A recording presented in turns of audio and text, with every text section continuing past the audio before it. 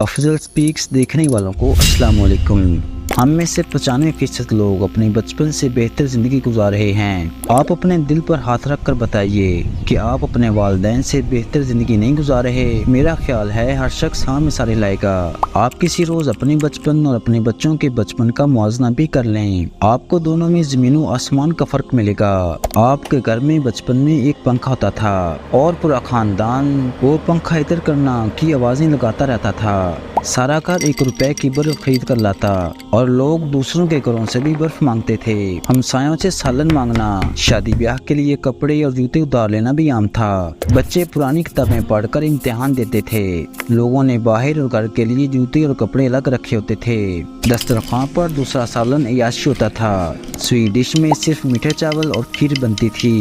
مرغی صرف بیماری کی حالت میں پکائی جاتی تھی اور بیمار بیچارے کو اس کا صرف شوربہ ملتا تھا۔ پورے محلے میں ایک ہی فون ہوتا تھا اور سب لوگوں نے اپنے رشتہ داروں کو وہی نمبر دے رکھا ہوتا تھا۔ بچوں کو نئے کپڑے اور نئے جوتے عید پر ہی ملتے تھے۔ سائیکل خوشحالی کی علامت تھا اور موٹر سائیکل کے مالک کو امیر سمجھا جاتا تھا۔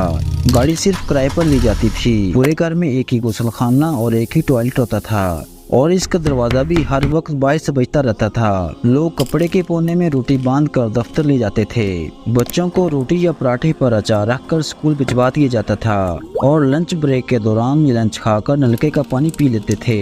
اور یہ زیادہ پرانی بات نہیں، 40 اور 50 سال کے درمیان موجود اس ملک کا ہر شخص اس دور سے گزر کر یہاں پہنچا ہے۔ ہم نے یہاں سے زندگی شروع کی تھی۔ اللہ تعالیٰ کا کتنا کرم ہے، اس نے ہمیں کہاں سے کہاں پہنچا دیا۔ آپ یقین کریں، قدرت ایک نسل بعد اتنی بڑی تبدیلی کا تحفہ بہت کم لوگوں کو دیتی ہے۔ آج اگر یورپ کا کوئی بابا قبر سے اٹھ کر آ جائے تو اسے چند چیزوں کے علاوہ یورپ کے لائف سٹائل میں زیادہ فرق نہیں ملے گا، جبکہ ہم اگر صرف 30 سال پیچھے چلے جائیں تو ہم کسی اور ہی دنیا میں جا گریں گے۔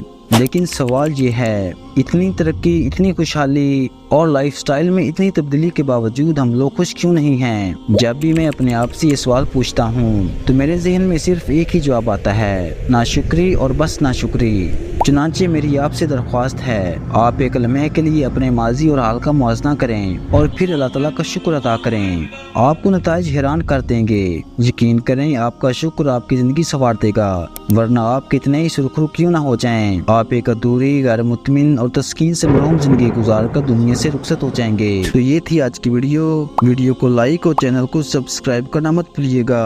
انشاءاللہ تعالیٰ ملتے ایک نئی انفارمیٹیو ویڈیو کے ساتھ، تب تک کے لیے اللہ نگہبان۔